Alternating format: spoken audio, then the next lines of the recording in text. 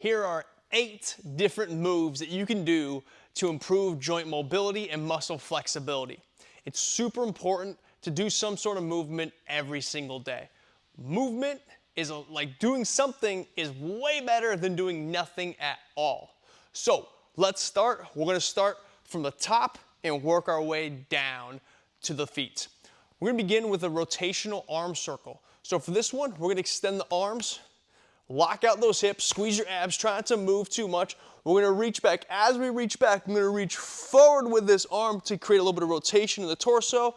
Finish up that circle, then switch sides.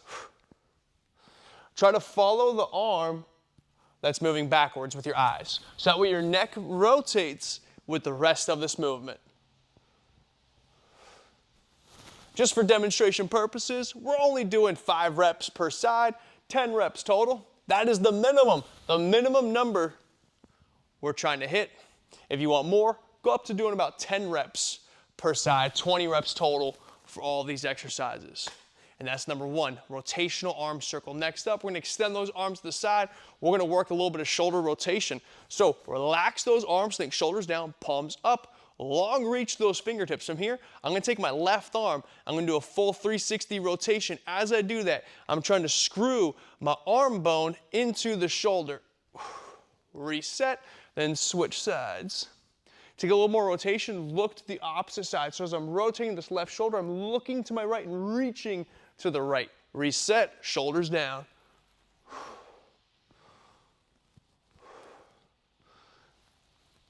Try to exhale with the movement. Inhale when you reset.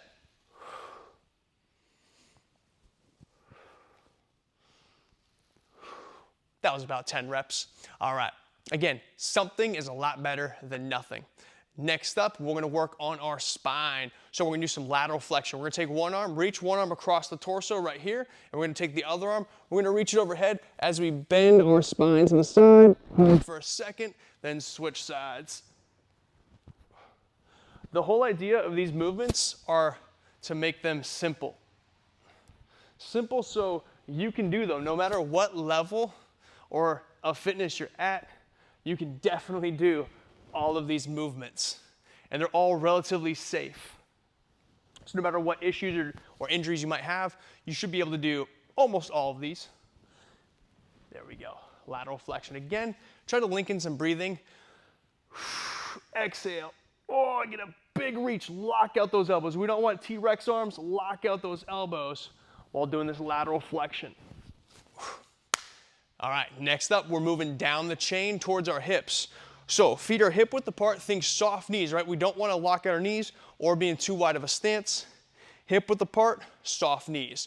From here, we're going to drive our hips to the back side. Think about trying to stretch out that back pocket. From here, we're going to move our hips behind us, over to the right side, and then in front. And I'm leaning back as I'm going in front. Here we go, making a big circle with those hips. Again, we have our knees bent, allowing us to get a little more movement in that hip joint. We should feel the stretch in the pockets. Think front pocket and back pocket. So front pocket as we move forward, and then the back pocket as we push our hips back. All right, let's get one more in this direction.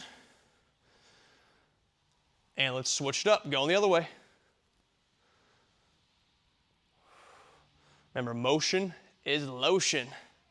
So if you feel like your joints are loosening up, like you're adding some WD-40 to the body, that's a good sign that you're getting a positive response from this. Let's get one more rep. Really push, drive into the sides. Really see how far you can push those hips out. Right there. All right, next up, we're going to work on our hip flexors. So for this one, we're going to be in a wide stance, all right? We're going to do a couple different things here in this wide stance. So knees are slightly bent. What I'm going to do is, keeping my glutes tight, we're going to rotate the hips. If whatever leg is behind you, squeeze that glute. So my left leg is behind. I'm trying to stretch out the front of this hip flexor.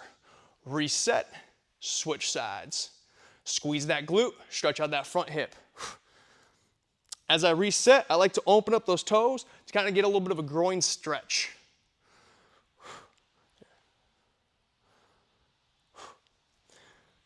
Remember to breathe Exhaling in that point when you're in the stretch. There's 4. Let's do 1 more on each side. Last one. Really squeeze that glute. Should feel that right here in the front of the hip. Boom. All right, still in that wide stance. This is called horse stance position. Let me actually show you from the side here what we're gonna do. This is gonna work, open up the groin and stretch the hamstrings. It's called a horse stance hip hinge. Drive those hips forward, really squeeze those glutes, exaggerate pushing those hips forward, then drive your hips back, straighten out those knees to stretch out the hamstrings. We wanna try to maintain a nice neutral posture. 10 reps here, squeezing those glutes, driving those hips forward, hips back, straighten out the hamstrings. And as you see, as I'm going forward, I'm also tucking the pelvis. So think, tuck the pelvis like you're trying to get your crotch to point forward, and the opposite, point the tailbone up to the ceiling as you straighten out those knees to stretch the hamstrings. So we're also getting some good pelvic control with this movement here.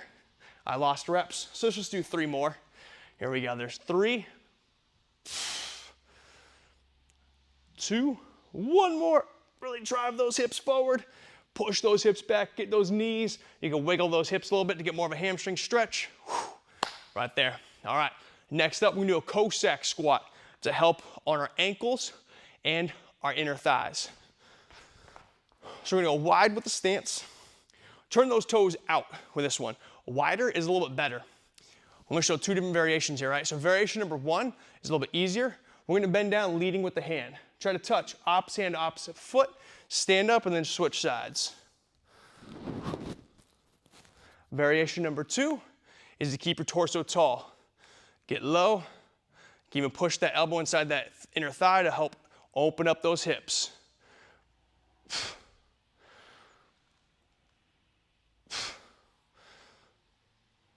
Again, if this one's a little too much, put the hand down. It's gonna help you stand back up. The idea here is to get down nice and low. Also make sure that you keep your foot flat on the floor. We don't wanna lean so far forward that our heels lift up, right? We don't wanna be driving that knee too far forward. Think about sitting your hips back and down while doing these Cossack squats. All right, let's bring it up. Now, time to work on the ankles. And we started from the shoulders, we worked through the shoulders, through the spine, through the hips, and now we're going down to the ankles. So feet are gonna be about shoulder width apart, and we're gonna do something called Tootsie Rolls, all right? What you're gonna do here, we're gonna drive the knees in. As I drive the knees in, we're trying to lift the outside of my foot off the floor, and then push those knees forward, allow your heel to lift up, open those knees up, just trying to skirt the edges of your ankles. You can see here, the inside of my foot is off the ground, and then toes are up. It's like we're trying to trace a circle around the edges of our feet. Take your time with this one. You might get a couple cracks and pops in the ankle, and then it's A-okay.